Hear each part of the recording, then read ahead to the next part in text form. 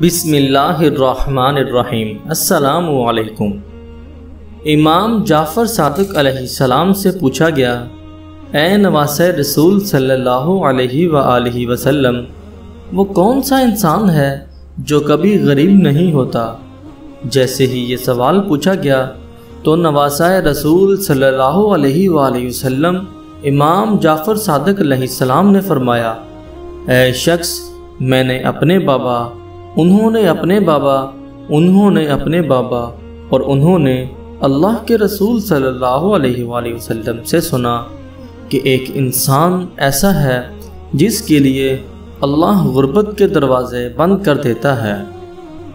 تو اس نے عرض کیا، اے نواسۂ رسول صلی اللہ علیہ وآلہ وسلم، وہ کون سا انسان ہے؟ امام جعفر صادق علیہ السلام نے فرمایا، وہ انسان وہ ہے جو کفایت سے کام لیتا ہے، میانہ روی اختیار کرتا ہے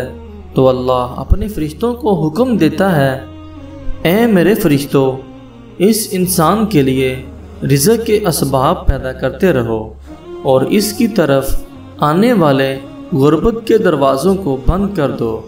کیونکہ یہ وہ میرا بندہ ہے جو اپنے وجود کو فضول خرچی سے دور رکھتا ہے، اور اس طرح اس انسان کی زندگی مفلسی سے دور ہوتی جاتی ہے، کیونکہ فضول خرچی کرنا اللہ کے ناپسندیدہ اعمالوں میں سے ایک عمل ہے، اور اس سے بھی افضل یہ ہے کہ انسان اپنا مال جو اس کی ضرورت سے زیادہ ہے